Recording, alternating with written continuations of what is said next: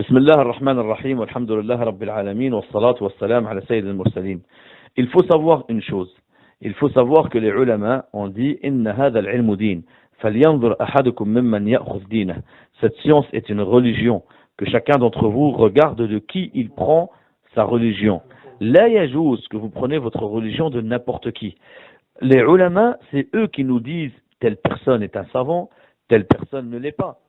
Par conséquent, quand il y a un frère connu par les savants, connu par les savants des gens de la sunna, bien sûr, celui-là, on peut s'asseoir avec lui, on peut avoir confiance en lui, parce que les ulama, ils le connaissent, ils l'ont fait avancer. Mais s'il y a quelqu'un, personne ne l'a fait avancer. En fait, c'est simplement les gens de la masse, ou pire que ça, les innovateurs, ils l'ont fait avancer. Celui-là, il faut prendre en garde, il faut prendre garde contre lui.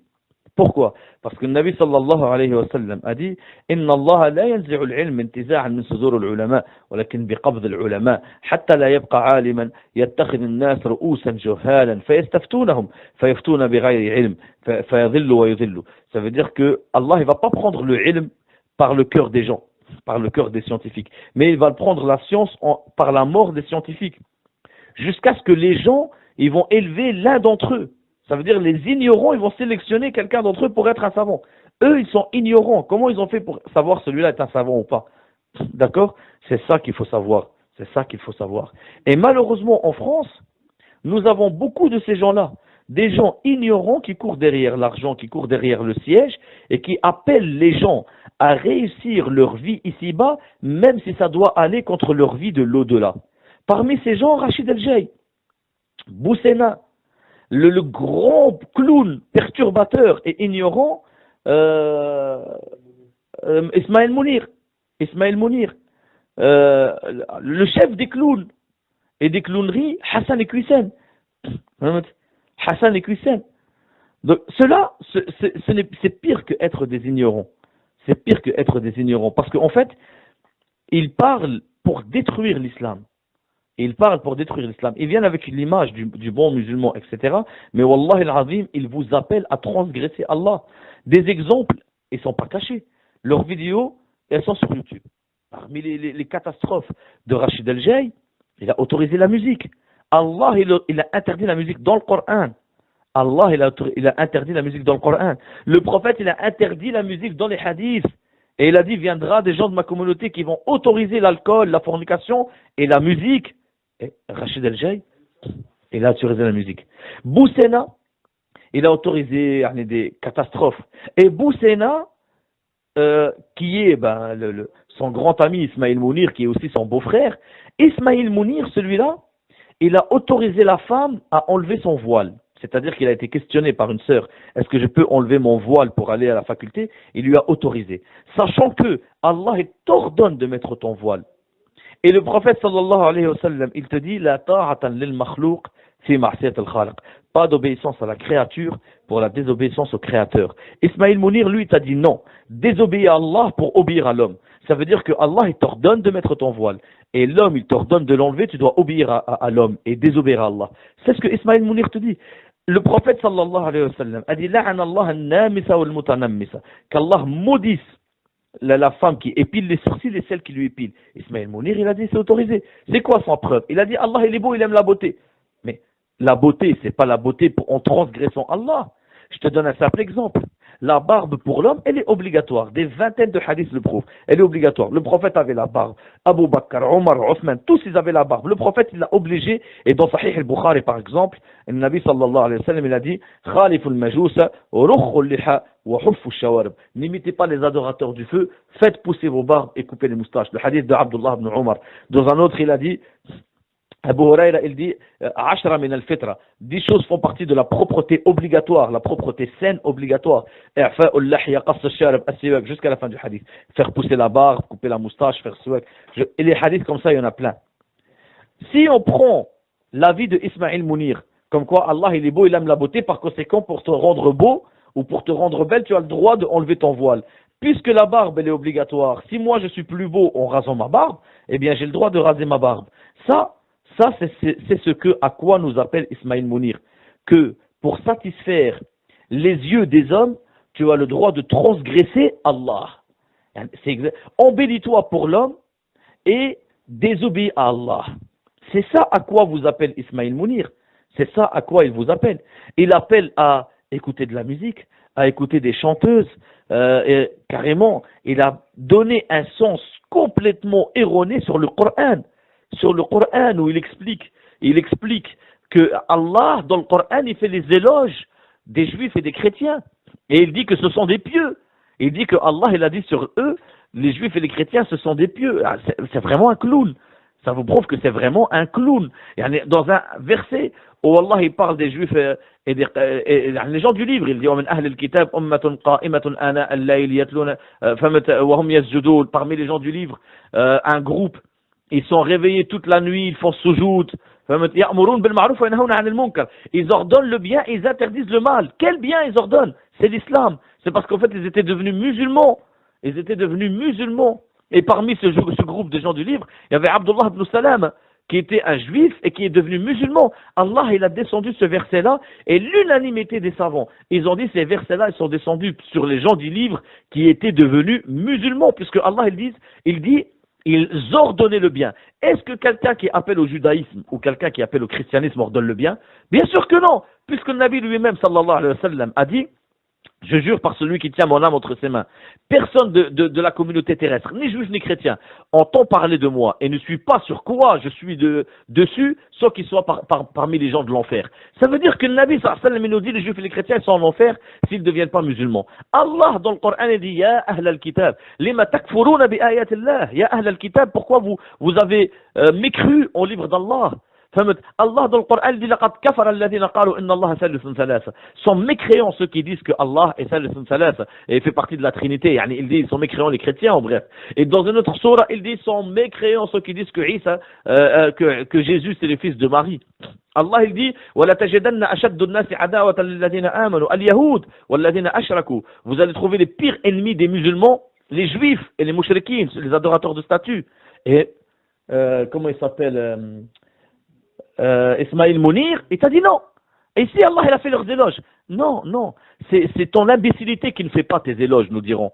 C'est ton imbécilité qui ne fait pas tes éloges. Mais Allah, il n'a pas fait les éloges des Ahl al-Kitab, il a fait les éloges des Ahl al-Kitab qui sont devenus musulmans. Et la preuve, c'est que la suite du verset, il dit, ils ordonnent le bien et ils interdisent le mal. Et les catastrophes auxquelles appelle Ismaël Mounir, à transgresser Allah Azza wa Jal, il y en a des dizaines et des dizaines. Des dizaines. Hassan Iqwisen, il a autorisé à faire les intérêts bancaires.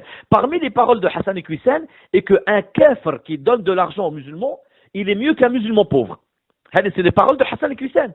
Un kafir qui donne de l'argent, c'est mieux qu'un musulman pauvre. Ça, c'est la parole de Hassan Iqwisen. Et il y est sur YouTube où il dit, je préfère que tu me donnes de l'argent et tu ne fais pas la prière, mieux que tu viens salir ma mosquée 5 fois par jour.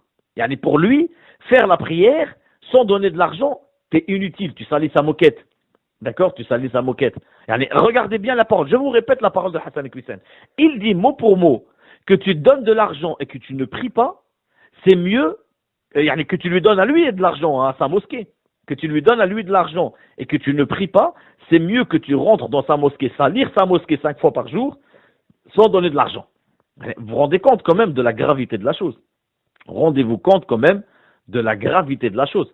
Rendez-vous compte quand même que ce Hassan Iqwisen, Tarawih qui est Qiyam al-Layl, il a dit pour pas déranger nos frères kuffars, on va le faire entre le Maghrib et l'Isha, et Tarawih. Hassan Iqwisen que j'ai rencontré personnellement, dans une mosquée dans la ville de Dijon, et nous lui avons demandé, nous lui avons dit, Barakallahu fik, Allah n'a-t-il pas ordonné de suivre les pas du prophète Mohammed? Il a dit si. Taïb.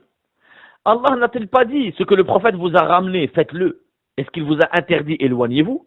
Il a dit si. Taïb. Le prophète sallam, il y a des trucs qu'il nous a interdits. Il m'a dit oui. Le prophète sallam, il a dit que tu touches, que tu plantes un clou dans ta tête, c'est mieux que tu touches une femme qui ne t'est pas autorisée. Dans un autre hadith, le prophète sallam, il a dit que tu mets tes mains jusqu'au coude dans le sang d'un porc. C'est mieux que ton coude, il effleure le coude d'une femme qui n'était pas autorisée. Le prophète sallam, une femme, elle vient, lui dit, tends-moi la main, ya Rasulullah, que je te fais allégeance. Il dit, je ne serre pas la main aux femmes. Et toi, tu as autorisé aux femmes de serrer la main. Comment ça se fait? Tu pars contre le Coran et tu pars contre le hadith. Il a parlé pendant plus d'1 heure et demie sans ramener un seul hadith. Et quand les gens ont compris l'ignorance de ce charlatan, de ce bidon, que tu crois qu'il est rempli de science, mais en réalité il est vide, quand ils ont compris son charlatanisme et son mensonge, il a dit j'ai le dalil, j'ai le hadith. On lui a dit vas-y, dis-nous c'est lequel. Et il a dit dans Sahih al-Bukhari, Sulaym, elle me faisait des massages au prophète sallallahu alayhi wa sallam alors qu'il dormait. Et ici nous avons découvert le charlatanisme et l'hypocrisie de monsieur Hassan Iqwisen. Ce monsieur-là, Hassan Iqwisen, aurait été a menti sur le prophète sallallahu alayhi wa sallam et a caché la vérité. Premièrement, ce hadith n'existe pas, comme quoi elle lui faisait le massage sur le dos. Et en réalité, Sulaym, elle attendait que le prophète dorme et elle prenait la sueur de son dos. Parce que dans la sueur du dos du prophète Mohammed sallallahu alayhi wa sallam, il y avait la baraka. Mais ce que Hassan Iqwisen a décidé de cacher pour pas qu'on voie sa vérité, et que Sulaym était la tante du prophète Mohammed sallallahu alayhi wa sallam par allaitement. Par conséquent, elle avait le droit de le toucher et de se dévoiler devant lui, car c'était sa tante. Mais Hassan Iqwisen, ça par contre, ne l'a pas dit. Pourquoi? Parce que ça va à son encontre. Ces gens-là, pour vous résumer, si je vous parle des choses que Allah a interdit, que eux ils ont autorisé, attention, Boussena, c'est la même chose. J'oublie toujours le clown, comment il s'appelle? Ismaïl Mounir, quand il autorise le haram. Et sachant que Ismaïl Mounir, c'est le beau-frère de Boussena. Ils se connaissent très bien. Ismaïl Mounir, il est marié avec la sœur de Boussena. Boussena, il entend bien ce que Ismaïl Mounir il dit. Il l'entend. Et il le voit. Ils se rencontrent. Est-ce qu'à un seul moment, Boussena a dit à Ismaïl Mounir, crains Allah, tu as autorisé le haram? Jamais. Par le fait qu'il ne lui dit pas crains Allah et par le fait qu'il le laisse, c'est qu'ils sont d'accord sur ça. Boussena, parmi les catastrophes qu'il a dit, et qu'il propage d'ailleurs, c'est qu'il nous ordonne de ne pas appliquer le al-wala ou al-bara. Le fait de aimer pour Allah et de se désavouer pour Allah. Par exemple, le Nabi sallallahu alayhi wa sallam a dit لا تتخذوا اليهود والنصارى أولياء بعضهم أولياء بعض ومن يتولهم منكم فإنه منهم إن الله لا يهدي القوم الظالمين. Ne prenez pas les juifs et les chrétiens comme alliés. Ils sont les alliés les uns les autres. Et celui qui fait allié avec eux, il fait partie d'eux. Allah ne guide pas le peuple des injustes. Quand tu dis al-wala ou al-bara, le fait de aimer pour Allah et de se désavouer pour Allah, Abu Sina te dit laisse-nous avec ça. Laisse-nous tranquille avec ça. La dernière catastrophe de Boussena, ils sont sortis en France, ils ont fait une grande manifestation dans la rue, parce que la France veut interdire le voile islamique, etc. Taïb, mais c'est une vraie clownerie en réalité. La plupart des femmes qui sont sorties n'étaient pas voilées. C'est la première chose. La plupart des femmes qui étaient sorties avec lui pour faire les manifestations dans la rue, n'étaient pas voilées, alors qu'il suffisait simplement qu'elles se voilent. Deuxième chose, mixité. Les femmes et les hommes, les uns collés aux autres, les uns touchés les autres. Troisième chose, carrément c'est devenu à chanter du rap dans la manifestation. D'accord? Quatrième chose, les gens ils sont toute la journée dans la rue, ils font pas la salade. Ils délaissent la salade, et les hommes ils délaissent les mosquées, et ils sont dans la rue. Mais subhanallah, Abdullah Omar ibn Khattab radiallahu anhu, il a dit نحن قوم أعزنا الله بالإسلام فإذا بحثنا العزة في غيره أذلنا الله. Nous sommes un peuple que Allah nous a élevés par l'islam, par l'application de l'islam. Si on cherche la force et la puissance par autre que l'islam, Allah il va nous humilier. Au jour d'aujourd'hui, ce que nous voyons de nos propres yeux, car on les voit, les audios de Boussena, les audios de Rachid El-Jay, les audios de Mounir, Ismaïl Mounir, les audios de Ayman Treux, celui-là il est sorti de nulle part, hein, je le connais pas, il est sorti de nulle part, celui-là il a sorti sa tête comme ça, bonjour je suis là, je veux ma place. Et on le connaît pas, hein, c'est un frère. J'ai entendu même il avait une maladie mentale parce qu'il disait n'importe quoi. Mais c'est des charlatans. Rien que le fait de mettre de la musique derrière leur cours. Il fait le cours et il met de la musique en anglais, des anachids derrière pour essayer d'attendrir, les trucs comme ça. Quand tu écoutes leur cours, ça n'a absolument rien à voir avec un cours, ça n'a absolument rien à voir avec la charia. Ce sont des choses pour essayer de te pousser à réussir ici-bas en allant contre Allah Azza wa Jal. Par conséquent, je vous mets en garde. Je vous mets en garde contre Rachid El-Jay, Boussena, Ayman Treux, Ismaïl Mounir, Nader Abou Anas, Hassan Iqwisen, Bajrafit, qui est un grand ash'ari sectaire qui rejette les particularités d'Allah. Bajrafit, il dit qu'Allah il n'a pas de main, Allah il n'a pas de visage. Allah dans le Coran, il dit qu'il a des mains, Bajrafit il dit non, Allah il n'a pas de main. Il va contre le Coran. Il va contre le Coran. Tous ces gens-là, ce sont des gens qui courent derrière l'argent. Ce sont des gens qui font des YouTube, des Instagram, et ils essayent de faire le buzz pour avoir le plus de vues possible pour gagner de l'argent. Tout simplement. Et parmi ceux que je vous ai dit là, et ils s'en cachent pas, hein, les Boussena, les trucs comme ça, ils demandent des sommes phénoménales pour faire des conférences, pour faire les tarawih. Ils courent, ils apprennent le Coran pour gagner de l'argent. Ils font des conférences, soi-disant islamiques, pour gagner de l'argent. Leur tête, leur gourou qu'ils suivaient, leur chef, que si tu parles de lui avant, il t'aurait fait la guerre. C'était qui? Tariq Ramadan. Tariq Ramadan qui faisait la fornication avant de donner des cours dans les mosquées. Ça, il faut le dire. D'accord, c'est un musulman, il a été accusé à tort par rapport au viol. Par rapport au viol, il a été accusé à tort. Peut-être. Et c'est ce qu'il me semble. Mais par rapport au fait qu'il a avoué de sa bouche qu'il faisait la fornication avec des femmes juste avant d'aller donner des cours dans la mosquée. Le gars, il fait la fornication et il vient donner un cours. Il a trompé sa femme des dizaines de fois, avec plusieurs femmes. Et ça, c'était leur chef. Donc, quand tu regardes le chef, tu sais ce qui va en découler. Tu sais ce qui va en découler. Mais regarde, subhanallah, la trahison et la traîtrise que eux, ils ont eu envers lui après. Et ils ont dit, ah, là, Tariq Ramadan, notre chef, il nous a ridiculisé. Le seul moyen, on ne va pas lui faire de cadeau, on va le détruire. On va le détruire. Nous, depuis le départ, on dit, Tariq Ramadan, c'est quelqu'un qui combat la sunna. C'est quelqu'un qui combat la sunna. Et tu vas trouver que les gens de la sunna, au jour d'aujourd'hui, que Tariq Ramadan combattait, c'est eux qui sont les plus miséricordieux envers Tariq Ramadan. Et qui disent, c'est pas grave, la porte du repentir, elle est ouverte. Le frère, s'il se repent à Allah Azza wa Jal, nous, on ne doit pas le rejeter. Allah, il accepte celui qui se repent.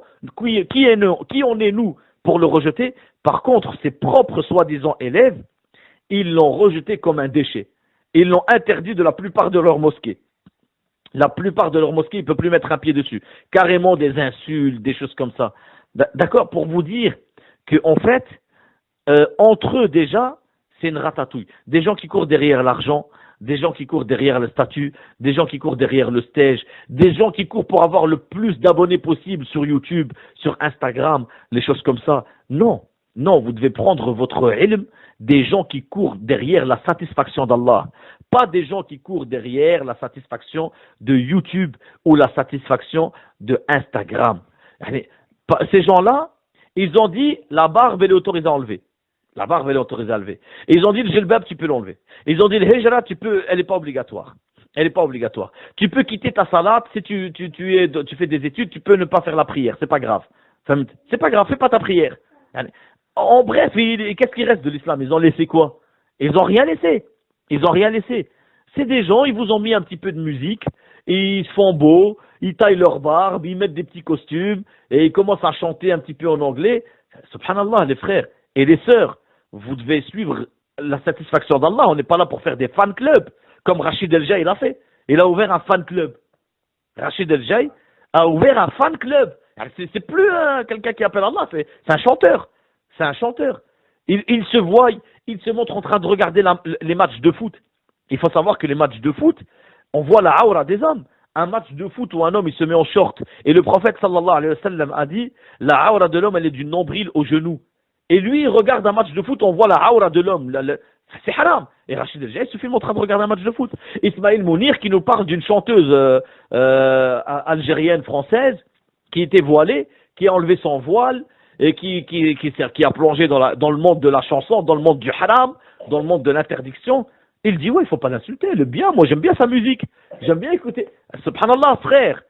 Allah, il a interdit la musique dans le Coran. Allah, il a interdit la musique par l'intermédiaire de son prophète Mohammed sallallahu alayhi wa sallam. Et toi, tu nous dis, oui, j'aime bien sa musique, j'aime bien l'écouter. Maintenant, réfléchissez. Qui vous devez satisfaire? Le Jannah, le paradis et l'enfer, ils sont entre les mains d'Allah. Eux, ils vous rapprochent plus de l'enfer que du paradis. Mais le Coran et la Sunna, ils vous appellent au paradis. Et Wallahi al-Azim, je jure par Allah que Rachid El-Jay et Ismaël Mounir et Boussena et Hassan Iqwissed, Bajrafi, je jure par Allah qu'il vous éloigne du paradis et qu'il vous rapproche de l'enfer. Méfiez-vous d'eux, éloignez-vous d'eux. Et si vous êtes abonné à leur chaîne, désabonnez-vous tout de suite. Désabonnez-vous. C'est haram que vous les aidez. Désabonnez-vous tout de suite et ordonnez à tous ceux que vous connaissez qu'ils se désabonnent de leur chaîne. Tout de suite, n'écoutez rien de eux. Là, il y a juste que vous les écoutez, c'est haram que vous les écoutez. Quand vous passez devant eux, vous passez devant leur audio ou leur vidéo, bouchez-vous vos oreilles. Barakallahu fikum, qu'Allah il vous accorde le paradis.